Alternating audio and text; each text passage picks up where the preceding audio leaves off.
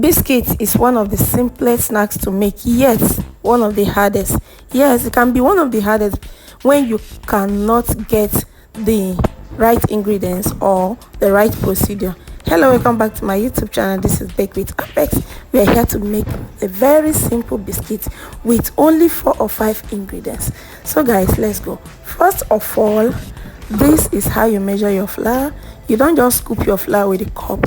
What you do is just to measure it using spoon to fill the cup, then you level the cup. So we are making use of 2 cups of flour just to get a good portion of our biscuit. And another thing we'll be making use of here is the buttermilk. If you check my previous video, you'll be seeing the recipe for making homemade buttermilk with milk. So 2 cups of flour with 2 teaspoons of baking powder and half teaspoon of baking soda. Then you mix these dry ingredients together. You should also add half teaspoon of salt. Yes, and then you add icing sugar, 2 tablespoons.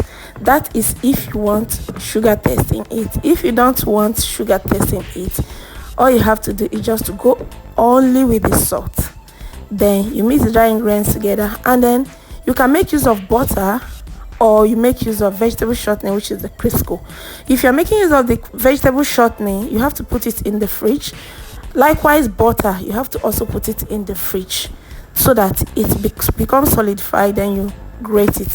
If you're making use of the butter, you may not necessarily need flavor, but if you're making use of Cripsco, which is vegetable shortening, you'll be needing flavor because that oil doesn't have flavor. So I added vanilla flavor and little milk flavor, and then I grate it using the kitchen grater. Then after that, use your spoon or fork to mix it.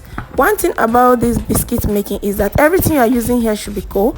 The flour should be cold, the buttermilk should be cold, and the oil, which is the butter or the shortening, should also be cold. So I make sure everything was in the fridge before I started making use of it. And make sure you don't overwork your butter. You can add your buttermilk little by little like this and use spoon to mix it. So when you are done mixing, it's either use spoon or fork. Then when you are done mixing, you just transfer everything onto your working surface like this, and then try to use your hand to mold it like this. You don't need to knead it. No, kneading is out of it. Don't knead it, don't overwork it.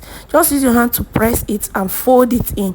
When you're done folding like this, just as you see me doing on the video, you now take your biscuit cutters.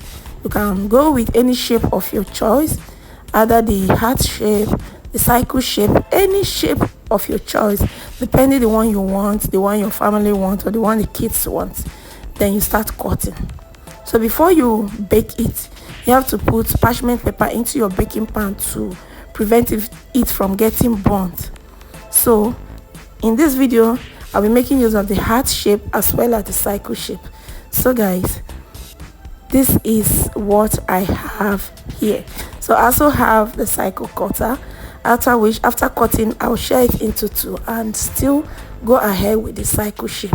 So this was how I continue until I'm done with the shape of the biscuits I want, and I transfer everything onto the parchment paper before I bake it. Parchment paper in the baking pan before baking. And when you are baking, you bake in 170 degrees centigrade. Don't use high heat, use low heat.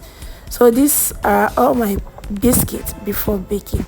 So when you bake for a little while, you just use your egg and coat the top just to make it shiny and beautiful. So at this moment, the biscuit is ready and is very crispy.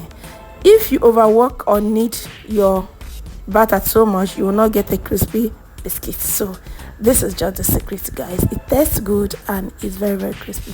Thank you for watching. Hope you try this at home. Bye.